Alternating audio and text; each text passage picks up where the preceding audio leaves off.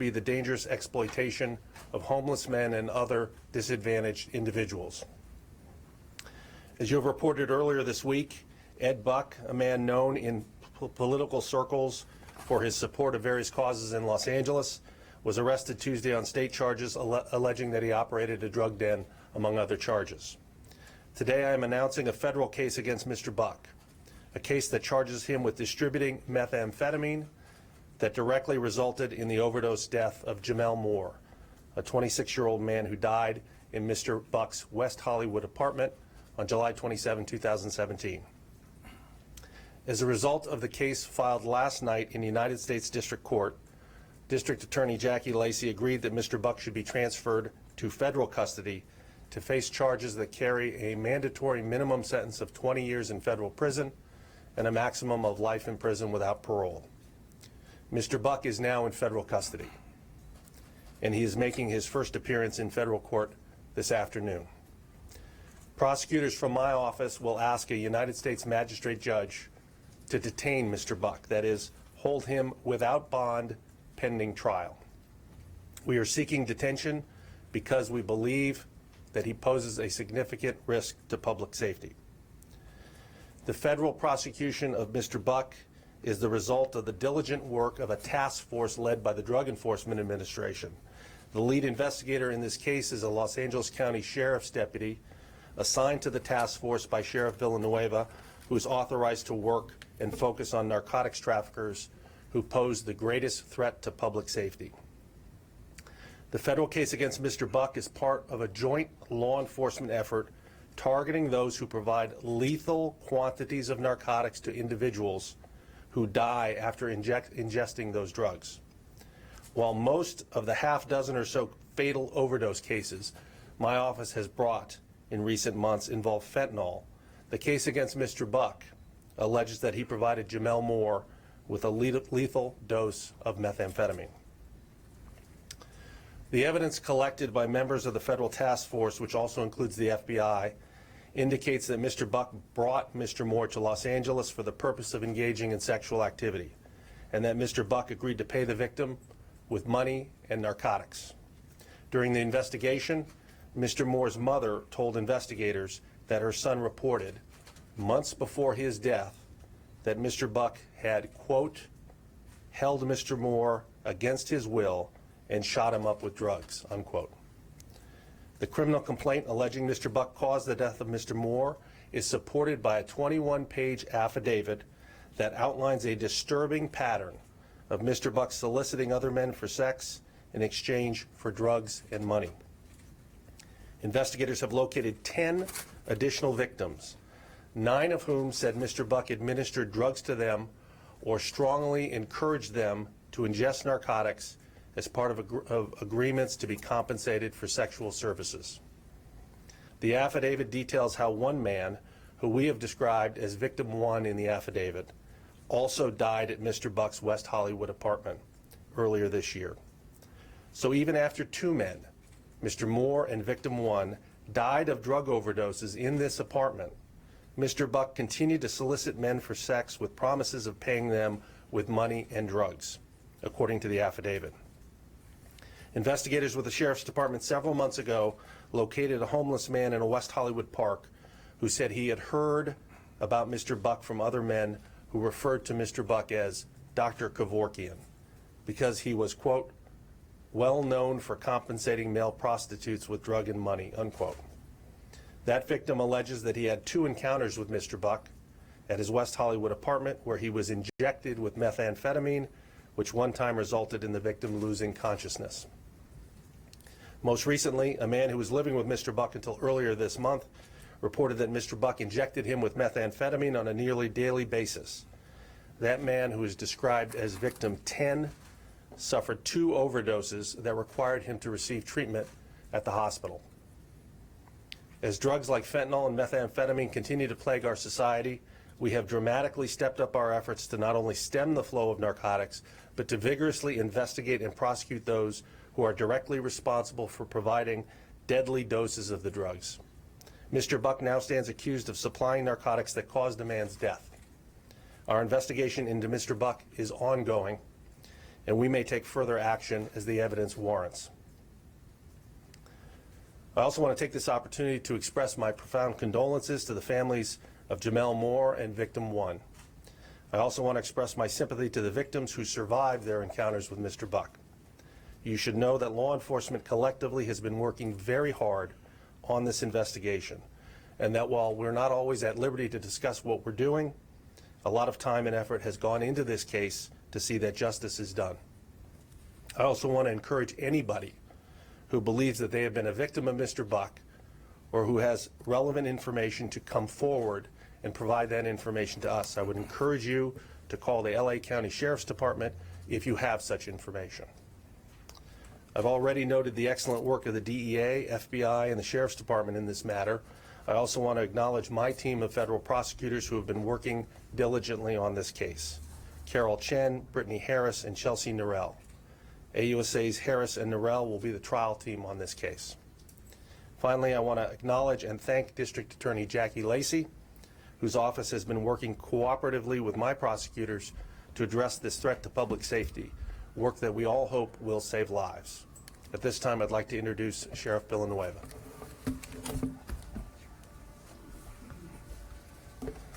Good afternoon.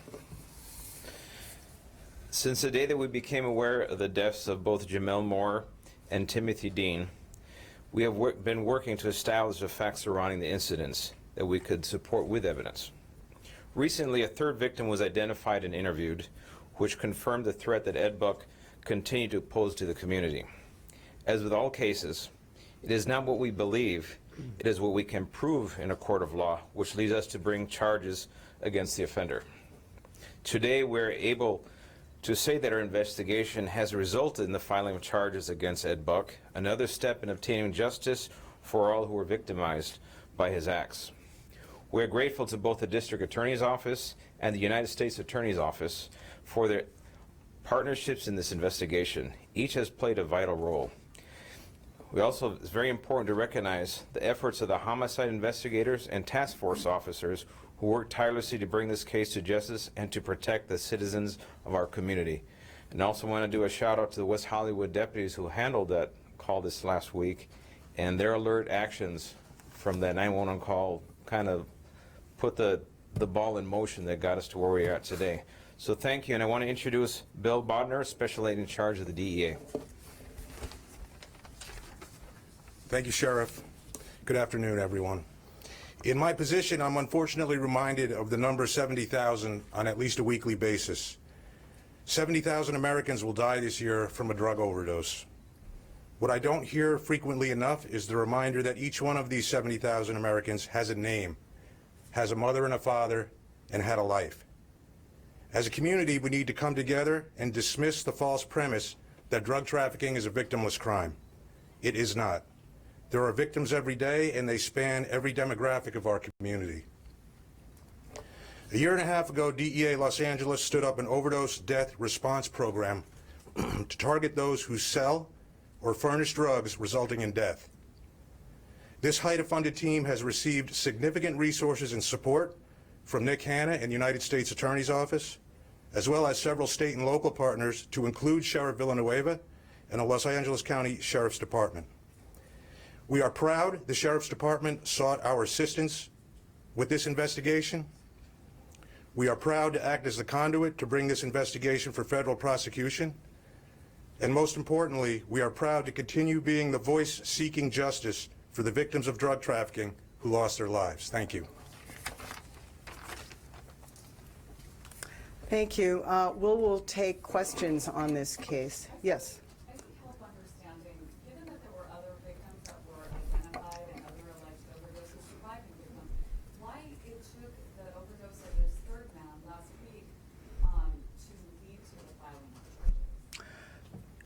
We believe there was a reluctance of witnesses to come forward.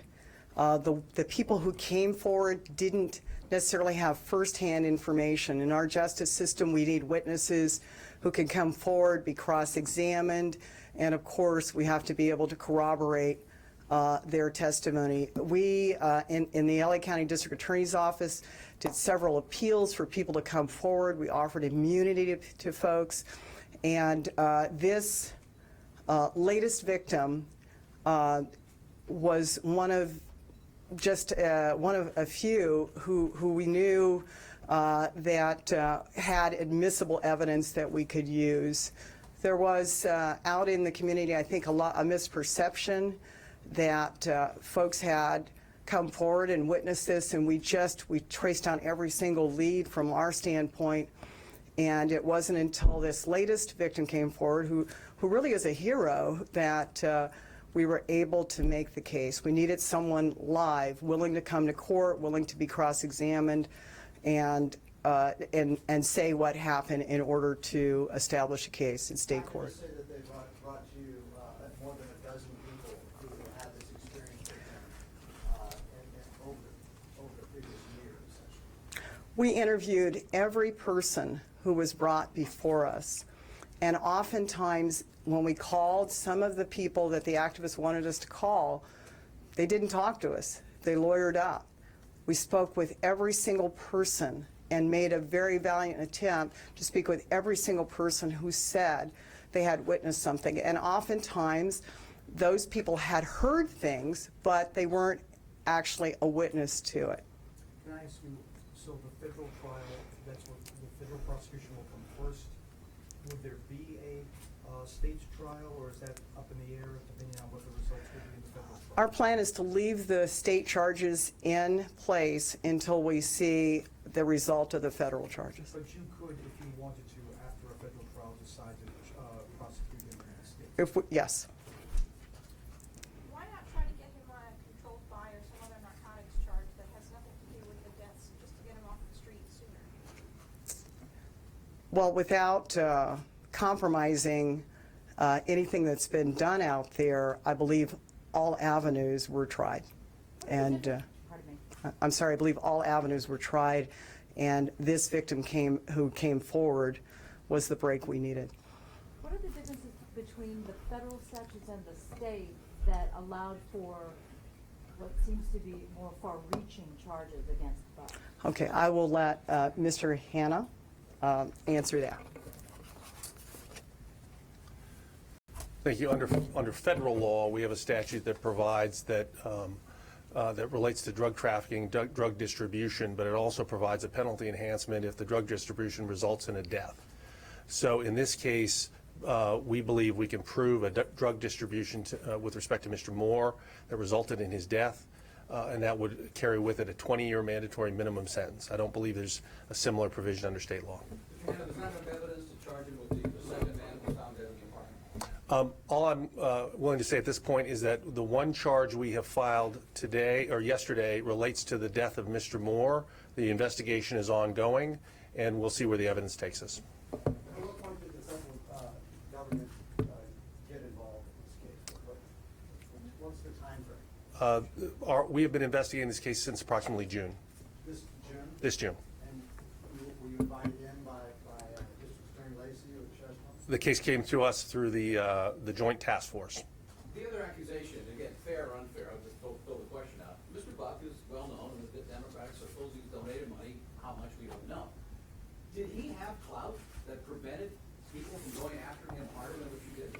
No, he did not.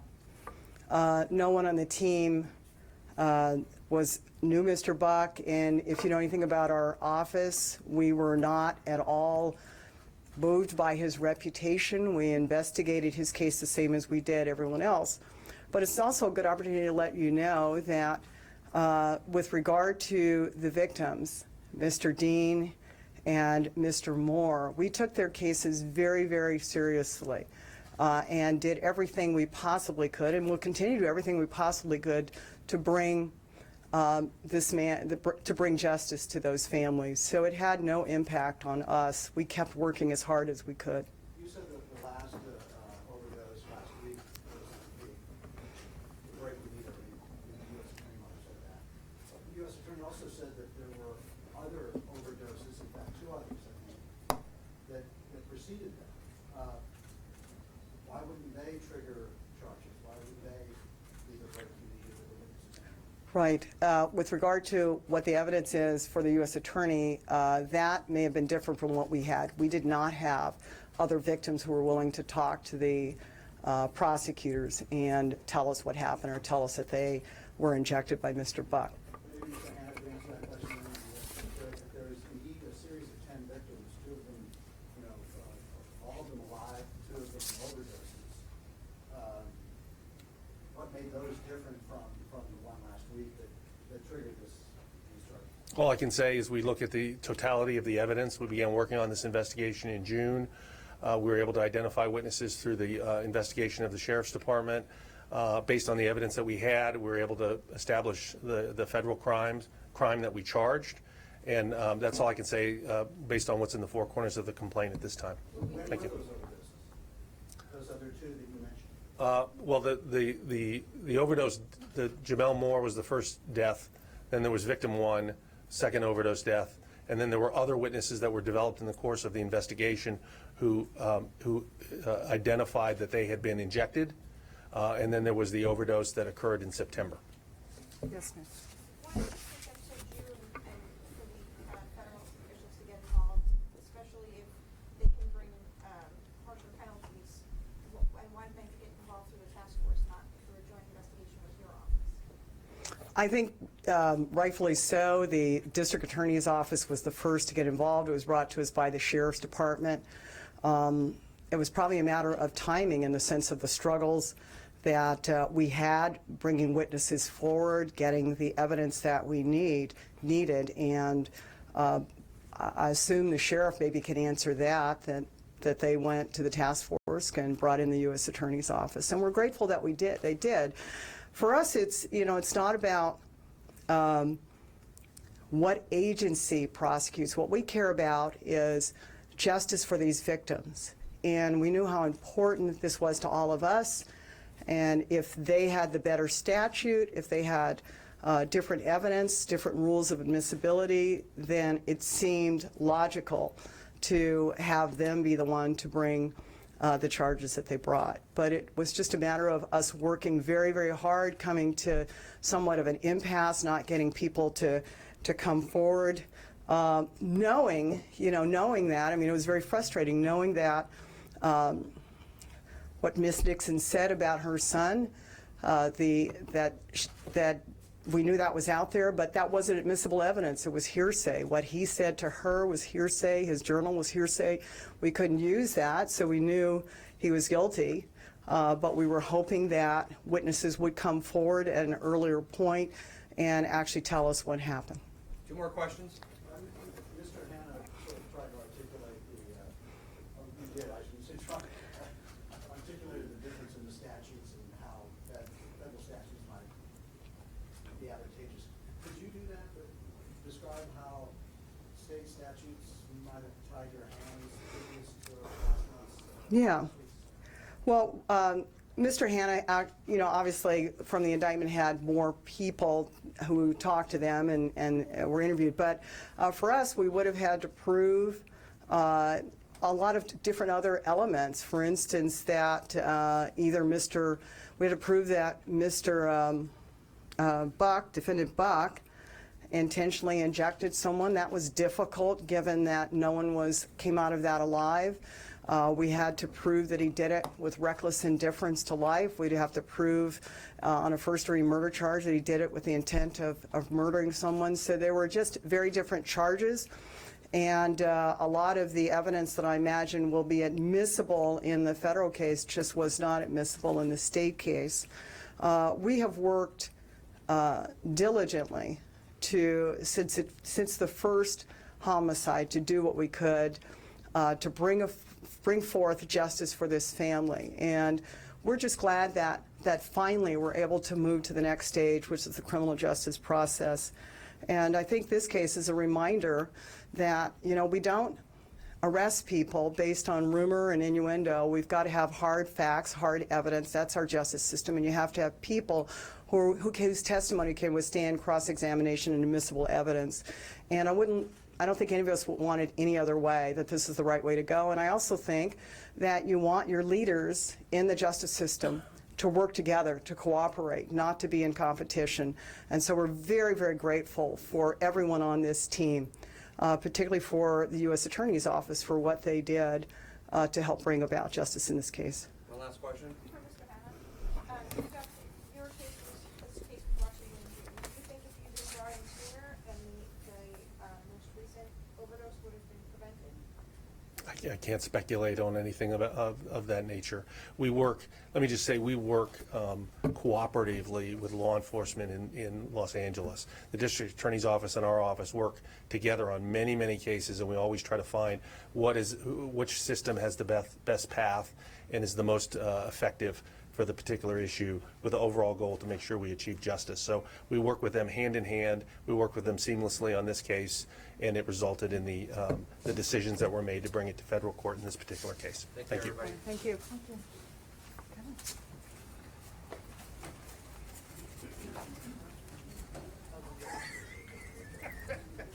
Good for you. It was a rough day. Yesterday. We don't have to look.